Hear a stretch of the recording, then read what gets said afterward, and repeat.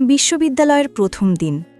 সকালটা ছিল মিষ্টি রোদে ভরা, নতুন পোশাক, নতুন মুখ আর একটা অজানা উত্তেজনা। আরিফ ধীরে ধীরে ক্লাসরুমে ঢুকল। চারপাশে অচেনা মুখ। ঠিক তখনই তার চোখ থেমে গেল এক মেয়ের উপর।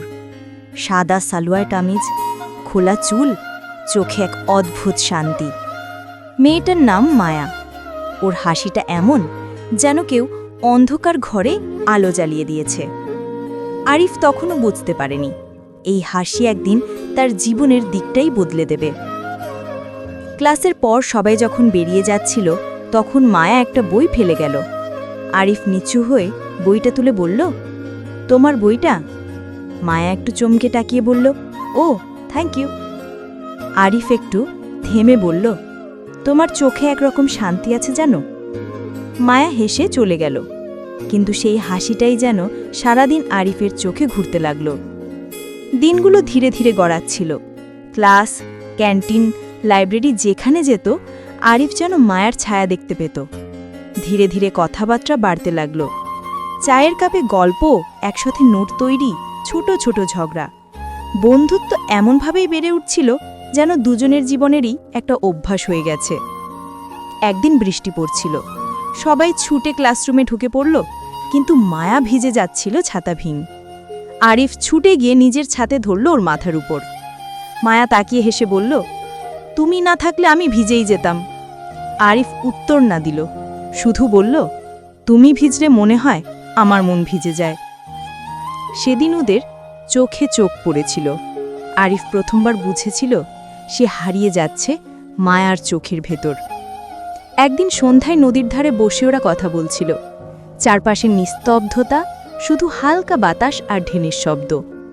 আরিফ ধীরে বলল, মায়া, আমি জানি না তুমি কি ভাবো, কিন্তু আমি তোমার চোখে নিজেকে খুঁজে পাই। আমি তোমার চোখে শান্তি পাই, সুখ পাই, ভালোবাসা পাই।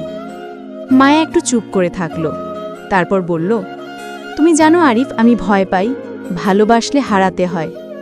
আরিফ বলল, আমি তোমাকে কখনো হারাবো না, কথা দিচ্ছি।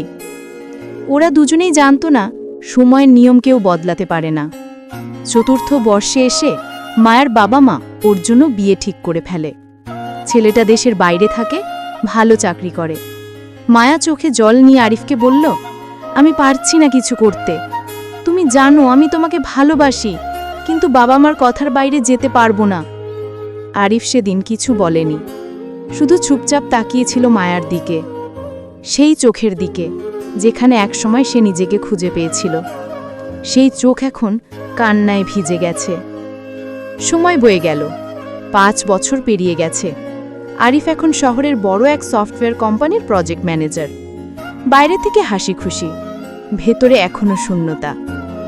একদিন অফিস থেকে ফেরার পথে কফি শপে ঢুকল। ঠিক তখন দরজা খুলে ঢুকল মায়া। একই চোখ, একই শান্তি, শুধু মুখে কিছুটা ক্লান্তি। দুজনের চোখে চোখ পড়ল, সময় যেন থেমে গেল। মায়া হেসে বলল, তুমি বদলাওনি একটিও। আরিফ মৃদু হেসে বলল, তোমার চোখেও আমি এখনো নিজেকে খুঁজে পাই। ওরা ঘন্টার পর ঘন্টা কথা বলল, অতীত, অনুশোচনা, ভালোবাসা নিয়ে।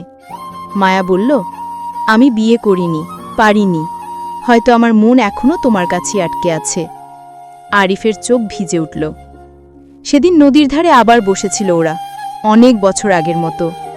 চাঁদের আলোয় মায়ার চোখে তাকিয়ে আরিফ মনে মনে বলল, তোমার চোখে আজও আমি নিজেকে খুঁজে পাই, আর হয়তো সারা জীবন খুঁজেই যাব।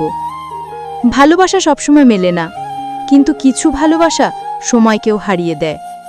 আরিফ আর মায়া হয়তো এক হয়নি, কিন্তু ওদের গল্প চিরকাল থাকবে, একটা নীরব ভালোবাসার মতো, যেখানে প্রতিদিনই কেউ না কেউ বলে, তোমার চোখে নিজেকে খুঁজে পাই।